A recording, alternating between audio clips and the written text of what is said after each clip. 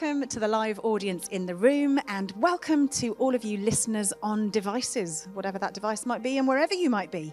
We are recording live at Spring Harvest in a very sunny Skegness. Do you want to give us a little whoop for the sun? There you go, you can hear the live audience. This is the final episode of the first season of the podcast, Becoming: Conversations about Psychologically Healthy Leadership. And regular listeners will note that I am not the host of this podcast. My name is Abby Guinness, and I look after Spring Harvest, and I'm the guest host of this particular session as we turn the tables and make Kate Middleton and Justin Humphreys the esteemed guests. How esteemed are you feeling? Let's see how we go. See how we go. All right. These guests should need little introduction if they've been the host in your ears for 6 episodes so far, and 11 episodes if you're listening to this in order. The Reverend Dr. Kate Middleton is a psychologist, a church leader, an author, and a speaker. And she's a director of the Mind and Soul Foundation and has a passion to help people flourish even in tough times. And Justin Humphreys is the CEO of the Christian safeguarding charity 318. He's the chair also of the Christian Forum for Safeguarding. He has a background of more than 30 years in social work and leadership and has written books such as Escaping the Maze of Spiritual Abuse. So these guys are clearly experts to be talking to us about the area of psychologically healthy leadership. And I'm sure that this will be a fitting end to what has been a really fascinating series. So welcome to you both. Welcome. Thank you. And isn't it nice to be face to face instead of on a screen? Yeah, it really is. It's unusual. I have to look at you a lot more, and I have a lot fewer notes. I don't know about you, Justin. When we record the pod, because we adjust audio so no one can see us, I can have a table full of notes and scribbles. But I can't do that quite so obviously. Justin, what do you have? Is yours a table full of snacks? Or Justin's room is pristine. That probably sounded rude. I was just trying to think of the first thing that contrasted notes, and in my mind, notes go with snacks. That's fine, Abby. Let's go with that. Hopefully, I know Justin well enough to have got away with that. So about a year ago, we three were chatting, actually at Spring Harvest, but in Minehead, and this podcast didn't exist. And now there are 6 episodes already online, 6 more on the way. How did this come about? How was it born? Where did the idea come from? So I can't believe it's a year ago, actually. It feels like a lot longer. A lot has passed in a year. But so a year ago at Minehead, Justin and I were both there. And I had been reflecting around this issue for a while because of the national work I do, having had many conversations about some of the challenges around leadership at the moment. Both that there were obvious recent exposures and some stories that have broken that have been very difficult for many people, but also a level of anxiety coming from some leaders, but also honestly, a level of sort of obliviousness in some other spaces where I felt perhaps there was a conversation that needed to be had. And it was at Spring Harvest that it was the same time that Matt and Beth Redman's video came out, Let There Be Light. That's right, isn't it? And it was Justin's session that they made the decision to play the whole video and then talk about it. And it just seemed like such a positive response. Let's not hide it. Let's not deny it. Let's listen and then have a really good conversation. So we then got talking, didn't we, about some of the wider conversations that I was keen to create a space for within the church world. So we were sat there, weren't we, having a conversation about the ins and outs of all of that. And Hayley, my wife, was sat next to us. She said, "Sitting listening to you two sounds like a podcast." And I was like, we should do that. Well, it is history thanks to the wonderful Spring Harvest who made it possible. Well, we like to make things like that possible. We like to have these public conversations about things that need to be talked about. So has it turned out as you expected? Is talking about psychologically healthy leadership, has the content and the impact been as you'd hoped? Actually, Abby, I think it has exceeded my expectations, certainly. And the guests that we've had have been really on point with their insights and their wisdom. I mean, I've learned stacks just in conversation with these people. I don't know about you, Kate. It's just been incredible. Yeah, and it's been really interesting, the people we've asked, because we've been a bit, courageous or outrageous, depending on your perspective in terms of who we've approached. And everybody has said yes. But and what we've discovered is that there were other people who had the energy for this too. And almost all of the recordings that we've done, that speakers have said afterwards, they were so grateful for the opportunity to share, to talk about these topics. It's so important, and they hadn't found other spaces.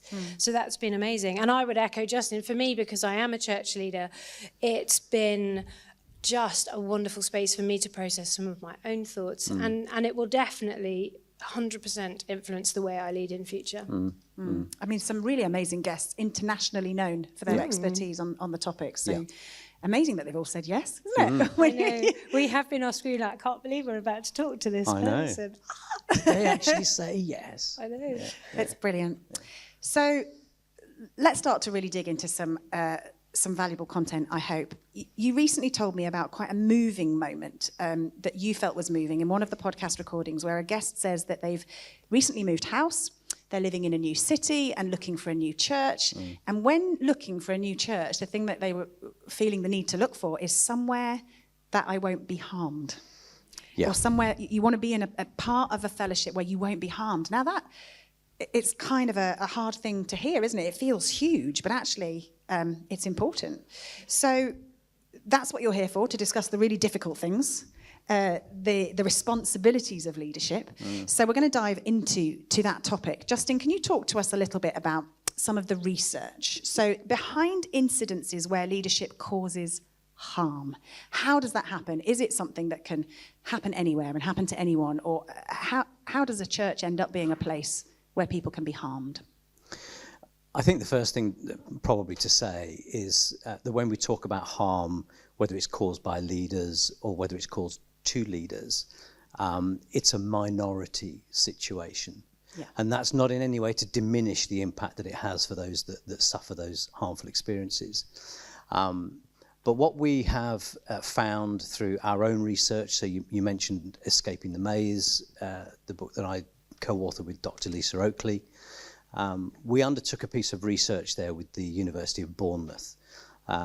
So we surveyed 1,500 Christians, and over 1,000 of those told us that they had experiences that were spiritually abusive, and they were able to describe those. And there was much for us to learn in that, but one of the key things was that we discovered the majority of leaders, let's focus on leaders for the moment, did not set out with the intention to be harmful. You know, they didn't wake up one morning and think, I'm going to manipulate, coerce, deceive. You know, you would hope not. Yeah, absolutely. You would hope not. I mean, clearly there may be some who veer towards that, but for the most part, that's not what we find.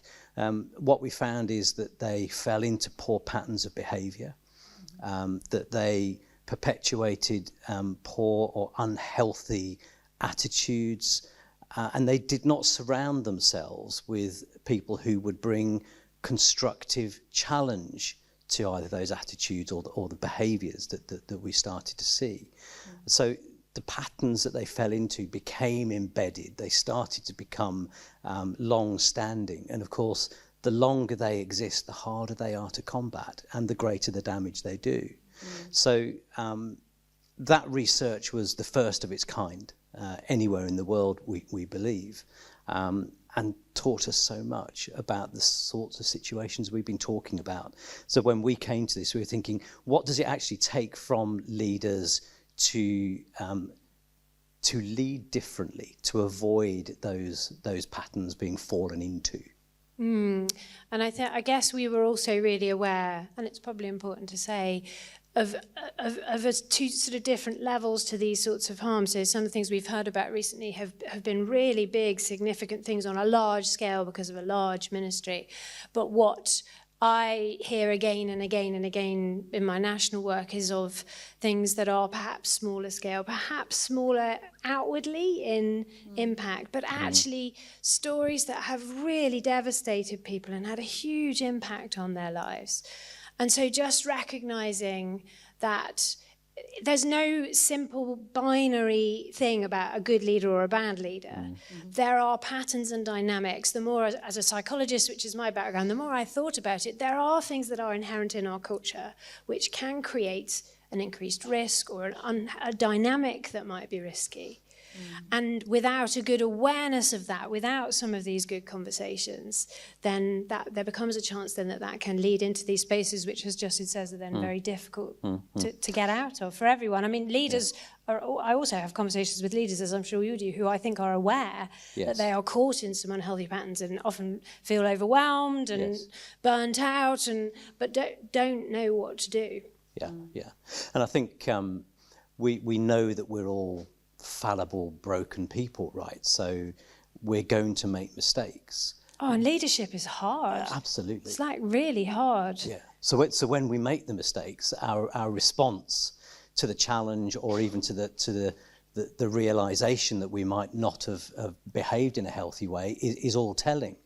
So we challenge this myth of homogeneity, which is this sense that, as people, we try to compartmentalize people and regard them as either good people or bad people. And the reality is, of course, good people are capable of bad things, and people that we perceive as bad are capable of good things. And that's the reality of the world that we live in. So we just need to be attentive to that. So if we, I imagine, I don't know if this is true, maybe we should take a little vote. I imagine most of us would think of ourselves as good people. Yeah. Let's hope so.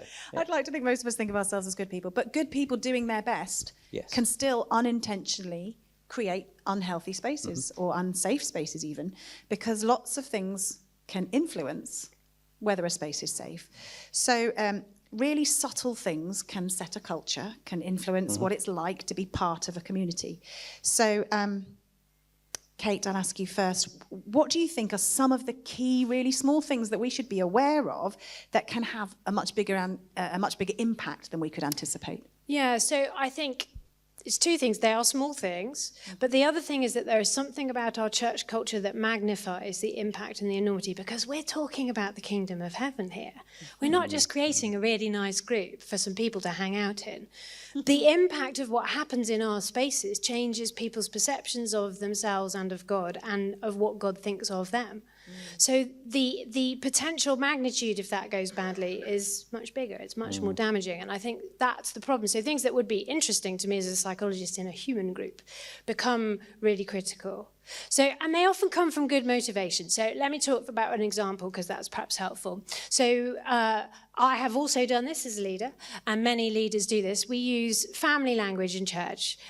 Abby and I are actually in the same church, aren't we? We happen to be, since you moved house. Yeah, interesting. But so we will say, welcome to the family. You belong. It's great to have you here. Now, that we do because we really want people to feel welcome, and we want them to feel like they belong. And, of course, it's biblical. Paul does this in a lot of his letters in the New Testament. He talks about brother, sister, uses this family language. The trouble is, then, those terms referred not just to the intimate, close relationships you had that we would mean when we talk family. They referred to a household. So it was more of a practical term, whereas now it's a very emotional, intimate term. If we use that language in a church space, it really refers in normal use to sort of 5, maybe 6 people. The sorts of people I could phone. We're good friends, aren't we? If I phoned you at 3 in the morning because I was having a bit of a life crisis, you'd be surprised. I think you'd be surprised. I'm not going to ask you if I could. We'll discuss that later. But you might be surprised. I like to think I'd answer the phone. These are the people who you could do that to. That's how close you are. Yeah. Now imagine I'm saying that to my whole church. I like my church a lot too, but I don't want all of them to phone me at 3 in the morning because they're having a life crisis. So there's an imbalance immediately. It isn't even possible for me to maintain those kinds of relationship with all of those people. They can't have that degree of access to me. Even though I want to love them that much, I just can't. So there's an issue. There's immediately what psychologists call a dissonance, a clash between an expectation, something we're offering, and the reality of what we're able to fulfill. So we get exhausted as the leaders, and people in our church feel rejected and disappointed. They thought we were going to be one thing and then we weren't. But even more interesting, the nuances of people dynamics in psychology.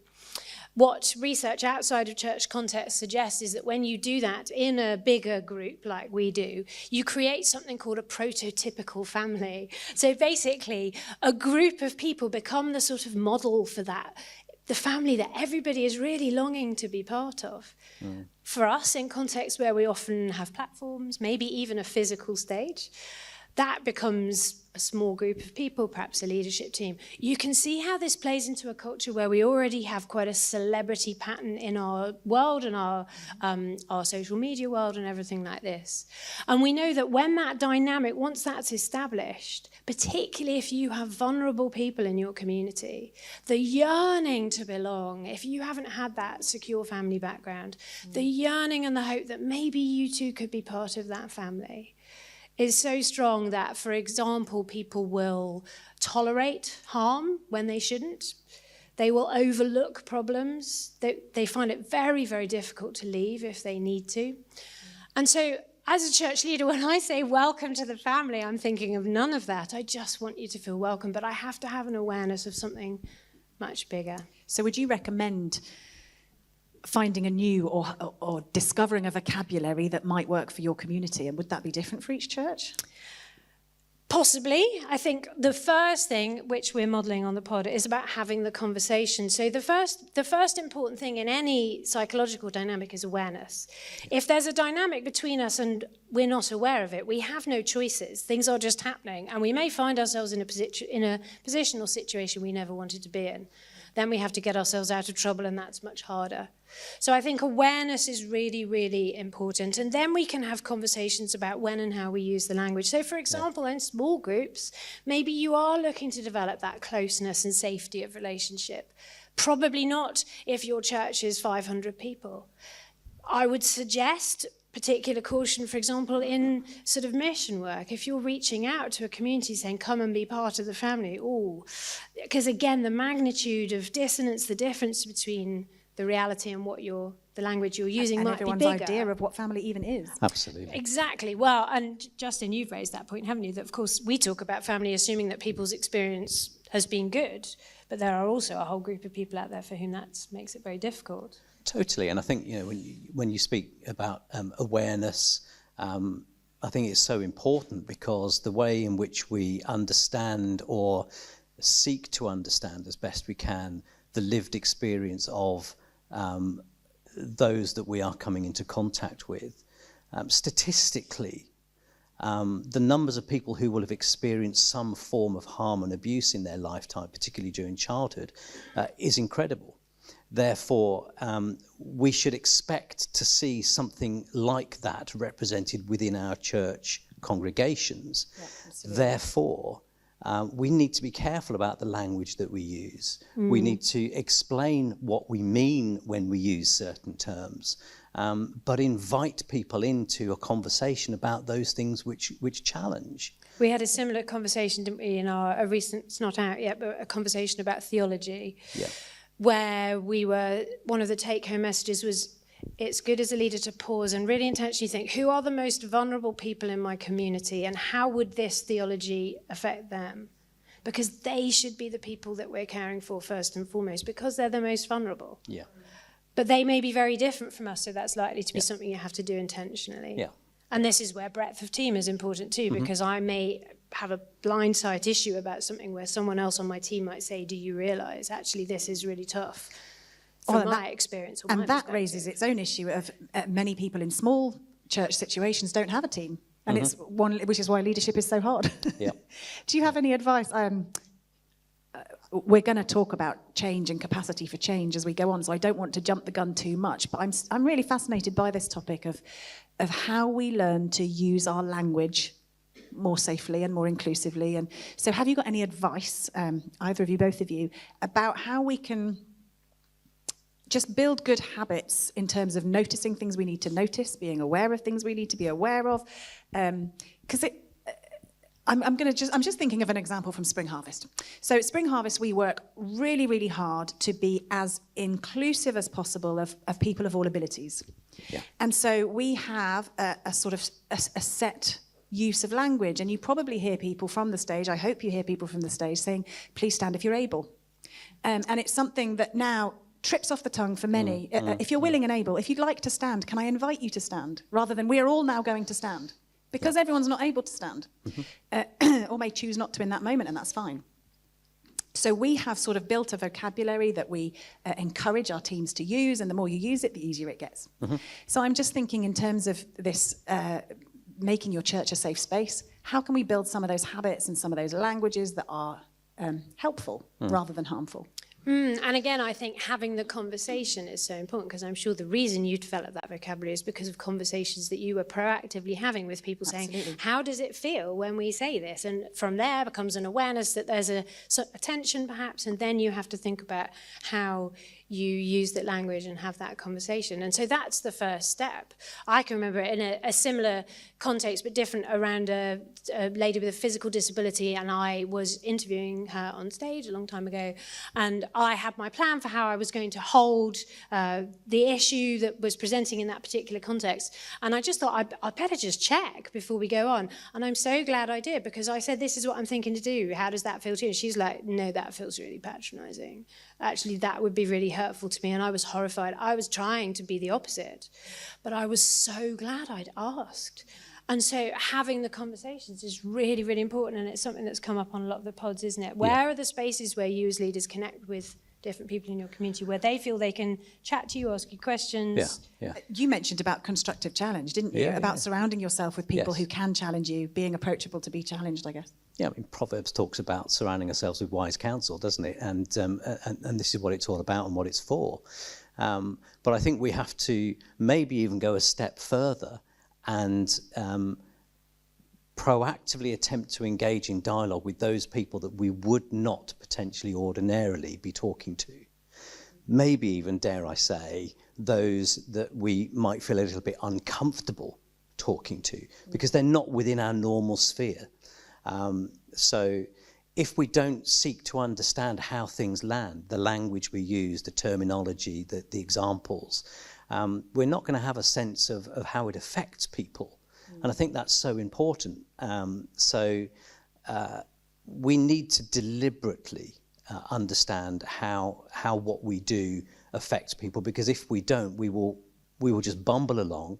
The likelihood is we will fall into patterns of using the phrases that we always use. Innocent mistakes. Totally. Or well-meaning mistakes, which are the worst ones to make. Yeah. And I think maybe there's a group there as well as sort of interdisciplinary and what's the word I'm trying to say? Interdisciplinary? A conversation between disciplines. It's a lot easier to say. But because some of the things that we don't like to do is bring in wisdom from other spaces. As the church, we can be a little bit defensive. That's too threatening. So I will have conversations with other psychologists who will say, man, that's an interesting community you guys have got going there. Like, how do you handle this dynamic? Surely this is a risk. And we'll go off on a whole conversation. And then I think, well, how are church leaders supposed to hold that complexity? Because they don't know this. Don't have any of that background. No, and so sometimes what we need to do is be thinking, what's the knowledge base that we need to bring in here? Yeah. And not to think that as leaders we have all the answers. Well, we should have all the answers. Yes, absolutely. Well, that's what we think. I don't actually think that. Just to I do think there's something about the expectations that we place on leaders today are in many places unachievable, unrealistic, unfair, and ultimately then unhealthy. So as leaders, we need to make sure that we have team around us who can speak into the situations we find ourselves in, because the alternative is that we fall into the trap of thinking, well, everybody thinks we have the answer, so we better deliver. And we will invariably make mistakes. And I mean, these are difficult conversations. I have found our podcast really inspiring, really helpful. I've also found it hard sometimes, just the weight of the things that we talk about, the complexity of it, the level of distress and harm that I know sits behind so many of these conversations. You know, it takes me some time to get over our pod sometimes. It's not personal, Justin. I have to go on some long walks to just... But it is important that we go there, because I have this amazing, beautiful call as a church leader to bring the kingdom of heaven down to earth. Just a small challenge. It's an amazing privilege. It's the least I can do is to be willing myself to go to those difficult places so that, you know, God willing, we can do that as well as we possibly can as human beings with the Lord's help. Yeah, I mean, better to try and stumble and get up and try again than to just not try at all. Yes, yes, absolutely. So, Justin, I mean, Kate, you started to talk there about some of the the difficulty and the weight of it. And I think everybody probably feels that weight of it, of, gosh, the responsibility of leadership and the responsibility of keeping people safe and those things. And you work in safeguarding, and it must feel sometimes quite dark and quite desperate in the situations you're hearing about and dealing with. But you're a remarkably positive and hopeful person. Those who know you will say, and I think Kate mentioned a couple of times on the podcast when talking about those tricky things, you managed to bring some light and some hope. How do you do that? How do we start to see positives and hope and move towards positive change? Well, I think it's so important that firstly we identify what is hopeful, and we keep it on our radar or as a point of focus, because the moment we lose hope, the sort of the despair, the desperation, the overwhelm that we've talked about many times really takes over. So maintaining that balance is all important. And being hopeful is important, but we shouldn't forget that there are also plenty of things, unfortunately, that we should also lament in terms of the practices, the behaviours, the responses of the church, historically, but more recently as well. So we need to hold those two things in balance very carefully. But I do believe that we are at a point in time where we have to hear a prophetic call back to righteousness and wholeness. You know, and this is not the first time that this call has been heard. We go back through Old Testament and we've got numerous prophets calling the people to return to what God asked them to focus on, whether it's Amos, whether it's Hosea, whether it's Micah, whether it's Habakkuk, you know, repeatedly. And I think we're in this moment. It's painful because change has to come. And we may be a part of it, we may feel swept along by it, but the reality is God is doing something in this moment. And I believe it's a critical moment in time. So I hold that hope that we're on a journey, we're going through a process, that there is most definitely pain in it, but God's taking us to somewhere that is ultimately going to be so special. If we lose sight of that's what I hold on to. But I think if we lose sight of the things that give us hope, then that's when we're going to start to struggle. Yeah, absolutely. Thank you. That's encouraging. But embracing change, so hearing that call to return, it is hard. It's another thing that's hard. So we're talking about here all the way through really about the tension, knowing things need to be different, but knowing how to do it and what to do and all that sort of stuff. So can we embrace change? And how can embracing change get a little bit easier? Or is it always just going to be really tough? Go on, Kate. It's I think in this situation as well, we have to recognise that people are different where they're coming to that change. Mm-hmm. So we notice a difference when we talk to different generations, for example, of leaders. So if we had this conversation with I want to call them the rising generation of leaders, the next generation of leaders, the ones behind me, certainly, they're very up for change. They see a need, they want to do things differently. And we're talking 20s and 30s? Yeah, there's an excitement, there's an energy for that there. For my generation, our generation, if I can call it that, Justin, drag you in as well, I think there's a different challenge because it's harder for us because we've done things our way for quite a long time. We were formed in a lot of the things that probably do need to change, and there's a humility there, an internal conversation that we have to have, and quite a depth of, perhaps to use the deconstruction word, but even for us, deconstructing and questioning some of why we did those things, which is really challenging because it's been our way for a long time. But I think it's particularly important, actually, even in this season, that our generation do that. Yeah. Because we are still the people who are leading and forming things for the generation that come behind. And I speak to a lot of those generations, and their biggest concern in coming into ministry is what they've seen it do to and through my generation. They've seen the impact. Some of them have been the children of my generation. and they say, I don't want that. I don't think it's worth it. I don't want to cause that harm. I don't believe it's possible to do this. So we have a really important job to do as people who are supposed to have some wisdom. I don't know why I'm laughing and looking at Justin when I say that. But actually in this moment that is tricky, we do need to lead the way. Yeah. And we do need to model what it looks like, therefore, to have these conversations and think about what needs to change. How do you do that? What does it look like to do that?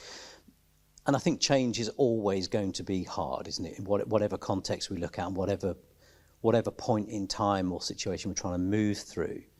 But I think as leaders, we're probably going to have a greater chance of leading through a period of transition if we are truly leading with a sense of humility, accountability, our own sense of vulnerability. And we were talking with one of our guests, who you may have heard already, when we talked about the difference between vulnerability and openness, but then also a degree of empathy.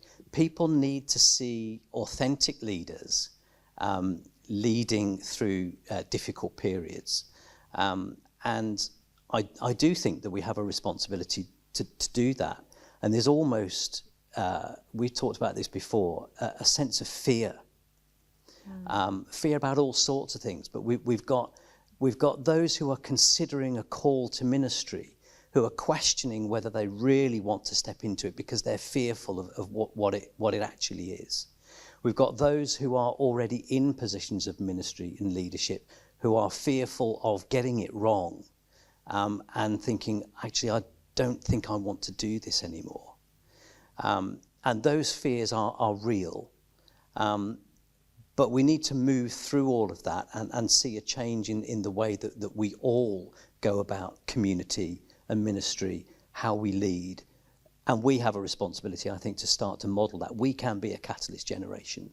And I think that we're seeing some of that, which is really encouraging. Yeah, more hope. Definitely, we're seeing some really encouraging spaces where these conversations are starting to happen and to grow, and I think that's wonderful, because I guess the fear that perhaps was behind the statement that you referred to, one of our guests, who said they struggle to connect with the church because of the fear that could they find somewhere where they wouldn't be harmed or that wouldn't be harming other people. The fear behind that is, might some of these people just be resistant to this change? And I would say, if I could say one thing with clarity, I would say if you think the events that have passed in recent years, that they're irrelevant to your leadership, that there isn't anything you need to talk about or question or explore there, you're wrong. I just think wherever you lead, whatever your context, whatever your church is, there are conversations here that we need to be having. Yeah. So if you're not having them, you probably should. And hey, listen to the pod, it'll give you some ideas. And get a good, strong cup of coffee while you're listening. So we've talked about fear and how it's hard to be a leader. Are there some ways that leaders, I mean, it's a bit of a buzzword at the moment, isn't it, resilience? Or maybe it feels like a buzzword to me because I'm parenting, and a lot of parenting stuff is about raising resilient children. Yeah. But my children can't stand it. Really? I have a 20-year-old and a 13-year-old, and if you say anything about resilience, they're, oh! Not that again. Yeah. So maybe it's a word to avoid. But if we have to embrace change, and if it's hard, and if we want to have difficult conversations, how can we be healthy and resilient in that? How can we keep going, having hard conversations, sometimes maybe feeling like, we had a really hard conversation, but nothing actually came out of it, or I don't know what should come out of it, or what's next? How can we embrace the change and build the willingness to carry on having the conversations and protect ourselves perhaps through it? And perhaps the reason people react sometimes not that well to that word actually is because of perhaps a couple of things. One is what you just said. You have all these conversations and nothing ever changes. So there's a difference between having a sort of high-level conversation in theory and actually putting into practice something that makes a practical difference. Yeah. We've tried to be really proactive in the conversations on the pod about that. When somebody says something as a sort of generalised, well, this is what you should do, we will try and come back and say, well, okay, what does that look like in practice for someone leading a church today, because we need to think at that sort of practical level. But the other problem with resilience is that I know a lot of leaders who speak to me, their experience of that is that it's effectively used as another way to tell them they failed. You should have been more resilient. Maybe you didn't put boundaries in. You should have rested more. And you just think, how was I supposed to do that with the level of pressure I was carrying, the expectation? It is a hard season to lead in. So we have to be real, but also have these conversations and think about what it looks like. I do want to say I believe it is possible to do this well, as in healthily, leadership for you as a leader, but also for your family, for the church that you lead, obviously. But you will have to hold some things very, very carefully. You'll need that awareness, but you also need to think about what does it look like practically to put that into place. But more than anything, you're going to have to defend those boundaries, because there will always be someone who wants to challenge you. And that may be people who need you, or the demands on your time, or whatever it is. But honestly, my experience is that our culture, sometimes there will be other people who think they have the right to speak into your life who will criticize you for holding an important boundary. So I know my experience, some of the decisions that I have made in my leadership about keeping a very clean, careful boundary around my children, who have grown up in church, of course, and they're used to being church kids. Boy, do they like to tell me about the trials and tribulations of being a church leader's kid. But actually, we have been very strict about some things, about when people don't have access to them, spaces they don't have access to them, things that they don't know, that they don't hear, that I have guarded incredibly carefully over the years. But people have criticised me for that a lot, particularly because I'm a mum. And so, people's views of how female leaders should be compared to male leaders, it's complicated. But so you have to have courage behind your conviction. You know that you need to do this. Don't be afraid to defend it. Yeah. I'm going to ask a slightly difficult one then here. So we've talked about having people around you who can give constructive challenge, and we've talked about protecting your boundaries. How do you know? How do you discern the difference between someone challenging you in something you go, oh, I need to listen to that and change and do something about that, or, oh, no, that's a boundary you're not going to cross? Because I'm just sort of thinking, in a situation that is out of control, somebody's behaviour might never have been challenged, or may have been challenged and resisted and pushed back. Yeah, I think it's a really good question, and I'm not sure that many of us are particularly good at either giving or receiving feedback. My husband will tell you I'm dire at it. I think it's something that we probably all have to practice, but when we say, we encourage your feedback, as I do to my staff team, whenever a new member of staff comes in, I'll say, look, I don't have all the answers. I am going to get it wrong. I will make mistakes. I can guarantee all those things for you. But when those things happen, or when you suspect they happen, or if I say or do something that makes you think, hang on a minute, the door is open, the invitation is there to have a conversation, but we need to have it respectfully. We need to have it in a kind manner that seeks to move forward and be constructive rather than tear down. So if we're setting our expectations about the way that dialogue happens, then we might actually see a much better result. Now, that's not always to say that every single piece of challenge is accepted and acted upon 100% without question. But it does mean that we have to say, this might be painful for me to hear. I might feel that this is critical of me in the way that I've done something, but what I'll do is commit to taking it away, considering it carefully, and, where necessary, putting things into practice to change, and maybe even seeking the wisdom of those people that hopefully I've got around me to say, this is how I've taken this, but what do you think? And on the other side of that, to provide the counterbalance, I want to permission people, as you say, Abby, sometimes to be aware that there are people who probably shouldn't have permission to speak directly into certain aspects of your life. And it's a good process to pause and ponder and think, how well does this person know me? Do I generally trust their opinion on most other things?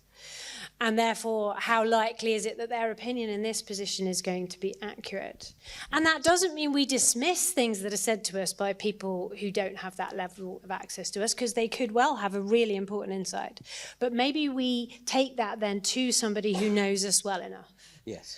And perhaps there's an intentionality there for us as leaders, because actually my experience is the longer you're in leadership, the harder it is to build those sorts of relationships. I don't know about you, Justin, but those people who know you really, really well, and who are the sort of people who absolutely should have. I mean, I have 2 girlfriends who, honestly, if they were ever going to call me out on anything, I would listen to every word they say, because I know they love me, I know they tolerate me, they generally see me as a positive influence in their life, which is a miracle.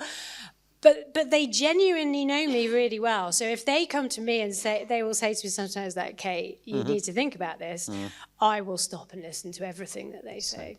And I will often take things other people have said to me, and I say, someone said this to me, what do you think about that? And sometimes they'll be like, not totally unfair. And other times they'll just be like, okay, that's just ridiculous. So I think those inner relationships are really key, aren't they? So important. Just instantly made me think of Jesus. He's got the 12, but he's got the inner 3, hasn't he? Yeah, absolutely. And perhaps we all need those people. Yeah. Yeah, and what you've described, Kate, I think is so important. You have pulled in people around yourself who you know, love, trust, to speak truth, wisdom, and honestly to you.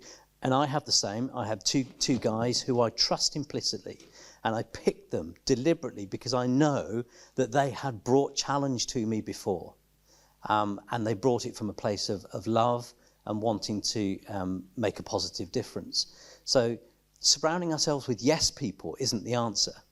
Surrounding ourselves with people that will actually bring us balanced, honest truth will have a much better outcome for us. Yes, and also, because I think I used to be so eager to do this right, because I generally like to get things right, I just allowed anyone to speak to me and trusted everyone, everywhere, all the time. And I have learned over the years to be much more cautious with who I trust and allow the conversation that we're thinking of, which is one of the ones that hasn't come out. People, I am very open. I'm up for having most conversations. But when I'm vulnerable, that's a different emotional state. And then I am much more cautious about the people who I have extended conversations with.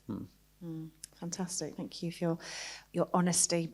So for those of you who don't know, each episode of the podcast has a kind of a key word, a key content word. So you've talked theology and leadership, you've talked courage and leadership, you've talked humility and leadership. What would your title be? What do you think? What would be either your area of expertise you'd love to talk about, or what do you think our conversation today has really kind of bubbled up in you? Well, do you know what? I think through all the conversations and where we've taken this conversation is really important. For us to land in a place where we hold hope is so important. So if it were me, this would be hope and leadership, because we have to acknowledge that we may have come from or be coming through darker places, but to be hopeful about where we're going and the difference that we can make is going to be key to much of what we're facing. Yeah, I agree. But hope is complex, isn't it? And I often think of hope, it's a bit like all the different types of love, the Greek words for love. I think there probably How many Greek are. words for hope are there? I'm going to go and look that up later. Yeah. But like there's a kind of love that is a conscious decision to love. I think there is a kind of hope that is a conscious decision to hope. The verse that talks about Abraham doing that beautifully well, against all hope, in hope, Abraham believed. Hey, I'm a Church of England priest. There are days when hope feels really hard. And there have been a lot of those recently. But I consciously and intentionally believe in hope every day. And also, when my hope is dwindling, I need to go and stand under a tree somewhere and connect with the Lord and remember that it's his hope. And his hope is, God is faithful. And actually, at the end of the day, thankfully, it doesn't depend on human beings. Our hope is rooted in something way beyond humanity. Yeah. Some days that feels really important. Absolutely. Justin, I don't know why, but I feel like you've got something to add on hope. You're probably going to look at me confused. Yeah, I just think it is so powerful, isn't it? And I think hope has the opportunity to cut through whatever our present circumstances may be. So many times we hear people talk about a hopelessness, and a sense of despair, a sense of defeat. I'm not sure that's the God that we... No, and of course that's what blocks change often, because we feel like we're overwhelmed and we're full of despair, like nothing I can do can change this. Hope transforms that, because it says actually maybe there is something you can do. Maybe a small change would have a bigger impact than you think. But God knows, you know, and hope isn't about ignoring the difficult stuff. It is almost a despite, as you say, Abraham. It's the hope beyond hopelessness, you know. I just think there's something super powerful about that, and I think it's really powerful, perhaps, that we've landed this series on this point, because the risk is otherwise we could get so fixated and bogged down with all the darkness and the trouble and the challenge that we forget that we believe in and serve and have a relationship with a God of hope. We've talked about choosing hope, hope against hope. We've talked about prayer has just been mentioned there, and asking God to instill hope in us. Are there any other, I don't know, quick fire practical ideas about how we can grow hope? That's a tricky one, isn't it? I've just thrown that one in. You have. Community is so important. It makes me think of a conversation which is imminently coming out with Chris Curtis, who heads up Youthscape, an amazing youth organisation, and also has decades of experience. And one of the things he talks about, spoiler alert, is that he feels the age of lone leadership is past. This is too complex a landscape to lead on your own. You need to be leading in partnership with other people who you have those trusted relationships. And one of the reasons that he mentions, he talks about a lot of reasons why, but one of them is hope. So he talks about their experience of for those who don't know their context, they launched Satellites, which is a big youth event in the midst of so much complexity, including entire global pandemic, which delayed them by 2 years? Was an incredible financial challenge, never mind the logistics, just huge. And he talks about how in his team the hope seemed to rotate. So on the days that I say to him, how did you handle your emotions in that? And he says, badly. But thankfully, he says, on the days I felt most hopeless and was like, guys, we've just got to quit, this is impossible, there was always someone else who felt hopeful that day. And he felt the Lord's grace in that. In his team, there was always someone on any day who seemed to have that thing that we needed to say, no, come on, we can do this. And of course, the story of that is a festival that is an amazing space now for young people. And it's connecting and changing so many lives. So that's just given me that picture of, you know, the birds that fly in formation and the one that's at the front, they take turns. And they take turns. Yes, and I feel like we did that. There's the moment on our recent pod when I did say I just need to have a little weep. And then thankfully Justin leapt in and said, no, because we're hopeful. And I was like, oh yeah, that. So I'm so grateful for colleagues. I was saying it to myself as well, you know. You phone me next time you need me to say that to you. So we're running out of time. I'm really glad we've talked about hope and change, and that change is possible, and hope is a choice we can choose. But at the end of every podcast, there are 3 questions you have asked all your guests, so you cannot escape these questions yourself. Can I just say that I would now reflect they're actually really mean questions? So the first question you have asked your guests is, what one thing do you think needs to change in our church cultures to make the biggest difference? What one thing needs to change to make the biggest difference? You've got like 2 minutes each for these. Okay. Well, I think in this space, in the things that we've been talking about... You're talking fast. I think... Go on. As fast as you can. I just want to give you more time, Kate. Resistance. Resistance to change. Resistance to acknowledging the reality of where we find ourselves. So often I encounter those situations where tough stuff has happened, but there is still almost a refusal to acknowledge the reality of people's lived experience. And, you know, so you'll hear those comments that say, oh, don't touch that because that person had a wonderful ministry. Or don't talk about that because you're damaging the good name of the gospel. And there's almost a sense that I think, well, as soon as we do that, we are taking control from God to resolve and redeem the things that he is capable of resolving and redeeming. Amen. Powerful. So resistance, I think, is the key thing that often needs to change. I mean, I would absolutely second that. If I had a way of producing one change now, that would be the thing that I would eradicate. But I would just add to that really briefly something around silence. I think silence... I have to, silence, let's be real, often comes from I don't know what to say, or I'm really scared that I might say something and then someone's going to, attack me for it. That is a real fear. We talk about that on the pod. But also we have to accept in these situations, silence is not a neutral response.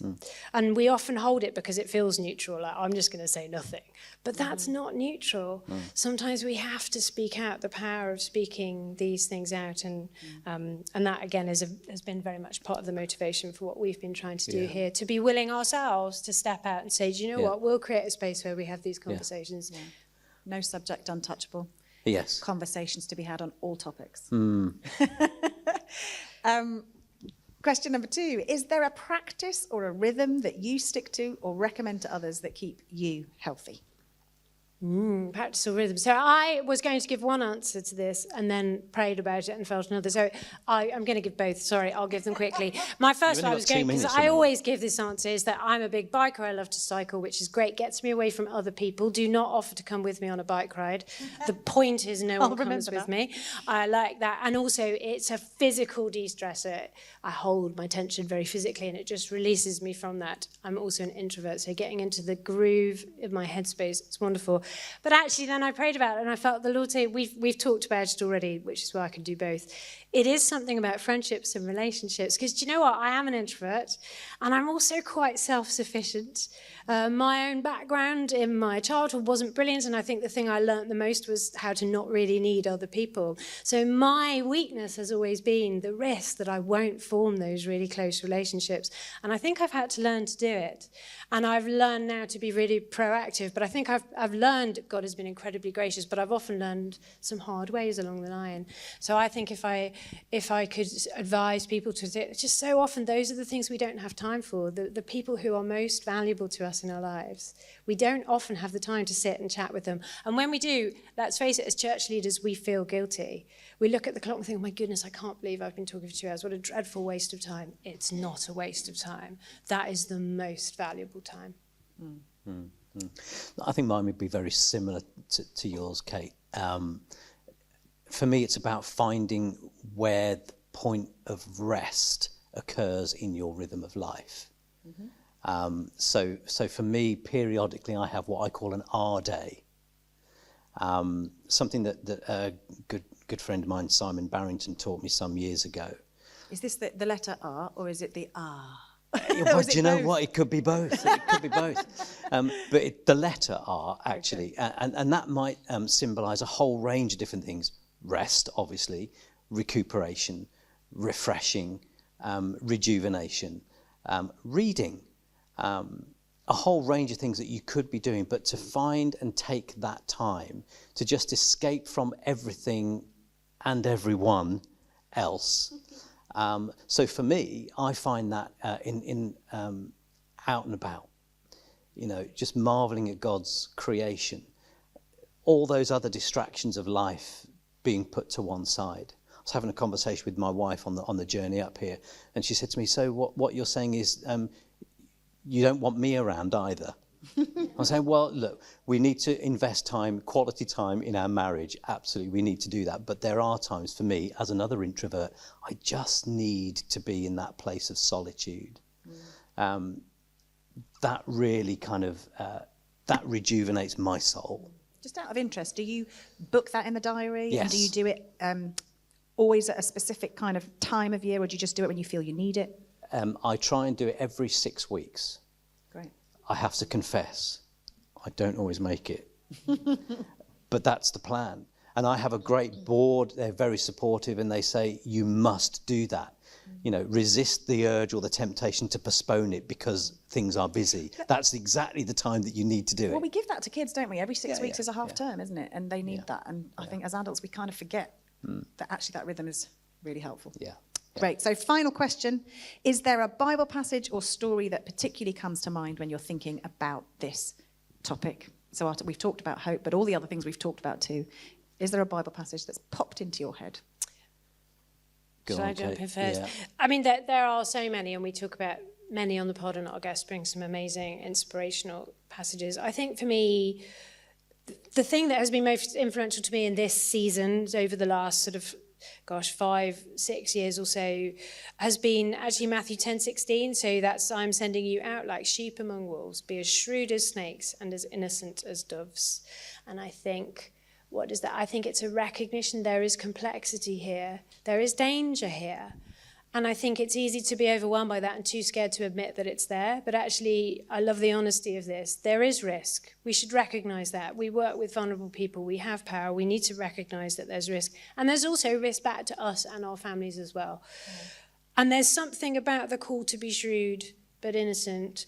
Shrewd, I mean, there's a long answer to this that I'm not going to give, but I spent a long time reading about this, praying about this, trying to understand what that means. And to me, it's about trying to avoid impulsive actions, but reflect and take long-term decisions about how you're going to react in certain situations. So we're trying not to be so impulsive and instead to be really thought through about how we're acting and reacting in each of these situations. Like it.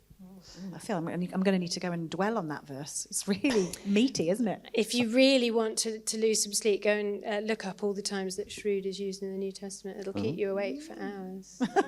But don't come to me and ask me to tell you what it means. I've probably got a couple, and I think they're related. So one of my favourites is Philippians 2, 1-11. But perhaps particularly 5-11, so the Christ hymn for those that are of that tradition, and the model that Jesus set for us. But the one that I wanted to focus on perhaps more was or is Matthew 19, where we read about Jesus and his encounter with the rich young man. Oh, I wasn't expecting that. Yeah. And it's all about choice.